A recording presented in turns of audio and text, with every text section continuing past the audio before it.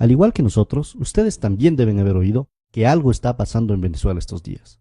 Y como siempre sucede en estos casos, nos inundan las informaciones de medios privados con sus propios intereses. Ha comenzado el mismo refrán de siempre, con conceptos hechos para darnos miedo y no para informarnos.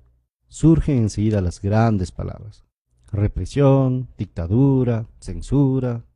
Pero como ya estamos acostumbrados a leer los intereses de la oligarquía, de los banqueros y muchas veces del imperio norteamericano detrás de estas noticias, vamos a tratar de tener una lectura más profunda y entender lo que realmente está pasando en Venezuela.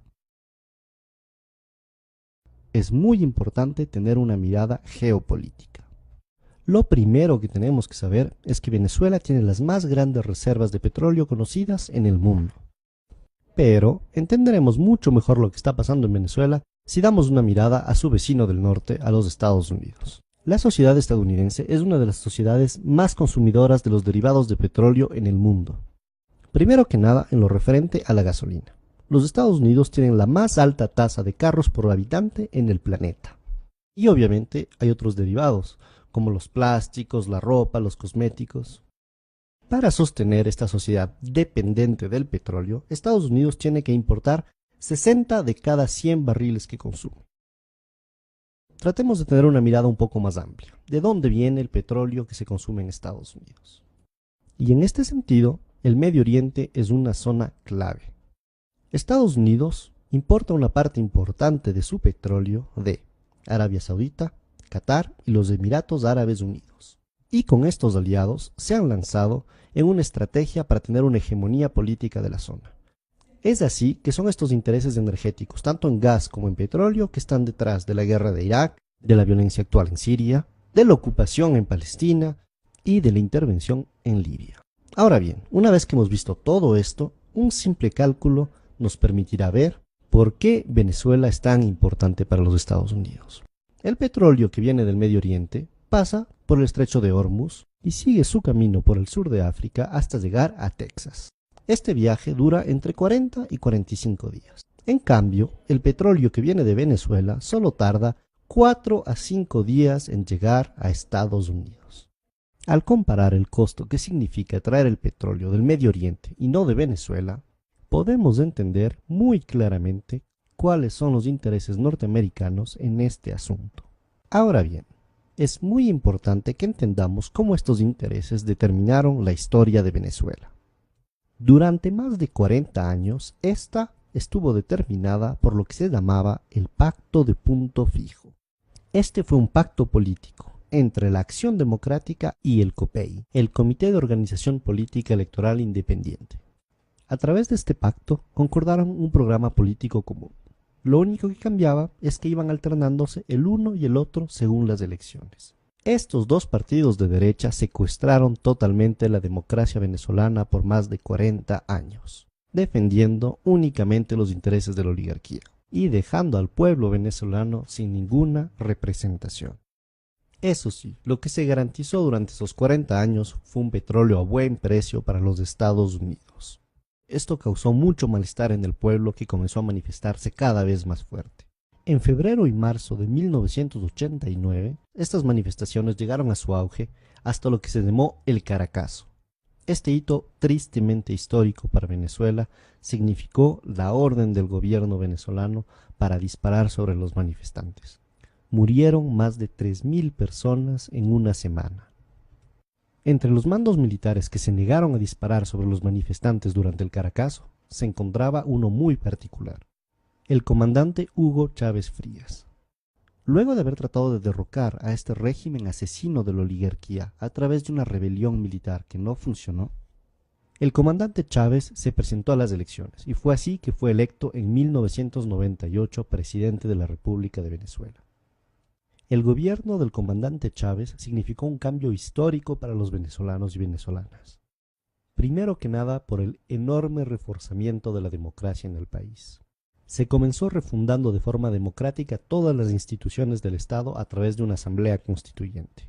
En los 15 años que lleva la Revolución Bolivariana, se han dado la cifra increíble de 19 elecciones, de las cuales 18 han sido ganadas por el proceso revolucionario. Este proceso de democracia representativa permanente ha sido además complementado por un fortalecimiento de la democracia participativa en Venezuela. Los avances fruto de las políticas sociales han sido igualmente muy importantes.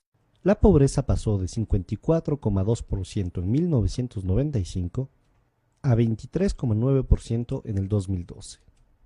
La mortalidad infantil disminuyó de 50%. La salud y la seguridad social suman actualmente el 21% del presupuesto del Estado venezolano. Las matrículas universitarias pasaron de 800.000 a 2.600.000 actualmente. Y Venezuela cuenta con 75 universidades públicas. Ya se ha erradicado el analfabetismo en todo el país.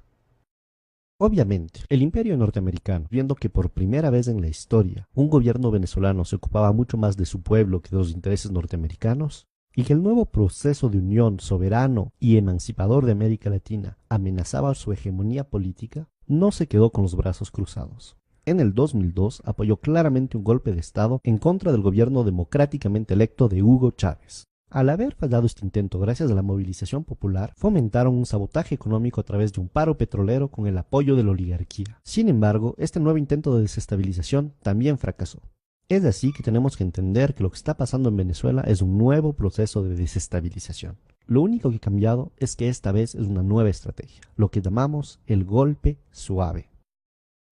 El primer paso es la guerra económica.